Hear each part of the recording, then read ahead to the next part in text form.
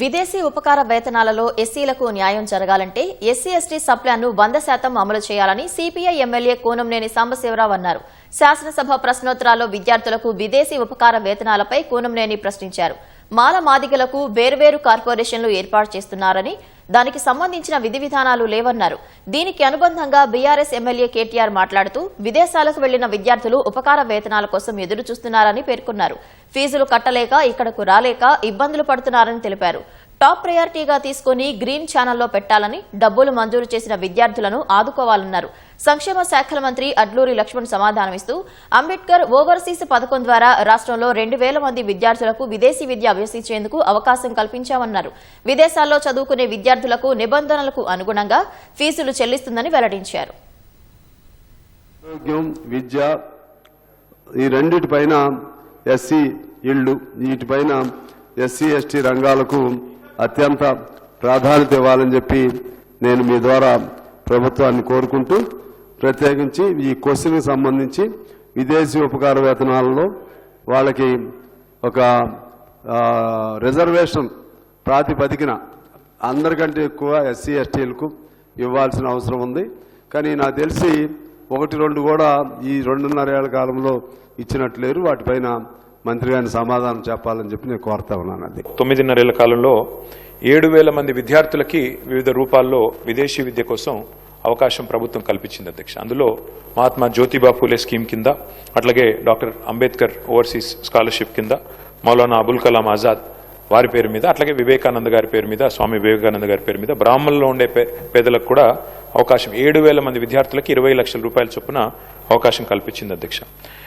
మాకున్న సమాచారం మేరకు, సబ్జెక్టు కరెక్షన్ అధ్యక్ష, ముఖ్యమంత్రి గారి దగ్గర సమగ్ర సమాచారం ఉంటుంది. దాదాపు 2025 అక్టోబర్లో విదేశీ విద్యకు సంబంధించి 303 కోట్లు రిలీజ్ చేస్తున్నామని చెప్పారు.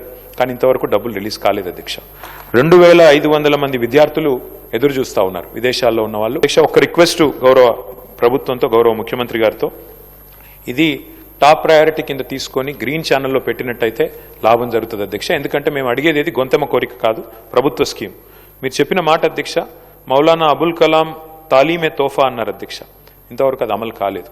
అట్లాగే 10th పాస్ అయితే 10,000, 12వ తరగతి పాస్ అయితే 15,000, డిగ్రీ పాస్ అయితే 25,000 అన్నారు. మేము వాటి గురించి కూడా మేము గుర్తు చేస్తూ ఉన్నాం ప్రభుత్వానికి. అవి కూడా మీరు దయచేసి కన్సిడర్ చేయండి.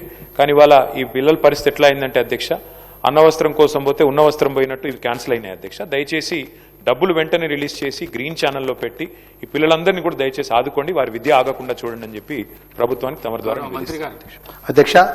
2023-24 సుమారు ఒక 126 కోట్ల రూపాయలు ఇవ్వడం అయింది అధ్యక్ష. అదేవిధంగా 24-25 144 కోట్ల రూపాయలు ఇవ్వడం అయింది అధ్యక్ష. 2025-26 326 కోట్లు ఇవ్వడం అధ్యక్ష. సుమారు 607 కోట్ల రూపాయలు ఇప్పటి వరకు అంబేద్కర్ ఓవర్సీ ద్వారా 2023 నుంచి ఈ రోజు వరకు చెల్లించిన విషయాన్ని మీ ద్వారా గౌరవ సభ్యులకు తెలియజేస్తూ అధ్యక్ష, సుమారు 2,000 మంది విద్యార్థులకు అంబేద్కర్ ఓవర్సీ ద్వారా ఉన్నత విద్య చదువుకునేందుకు ఈ ప్రభుత్వం అవకాశం కల్పించింది అధ్యక్ష. దానికి గాను సుమారు ఏదైతే 607.49 కోట్ల రూపాయలు చెల్లించే అధ్యక్ష, ఇంకా 53 కోట్ల రూపాయలు చెల్లించాల్సిన విద్యార్థులు బకాయిలు అధ్యక్ష. సాధ్యమైనంత అధ్యక్ష ఆ ఒక్క బకాయిలు కూడా అంబేద్కర్ ఓవర్సీ విదేశీ చదువుకున్న విద్యార్థులకు చెల్లించే బాధ్యత ప్రభుత్వాన్ని అన్న విషయాన్ని మీ ద్వారా మా సభ్యులకు మనవి చేసుకుంటే అధ్యక్ష.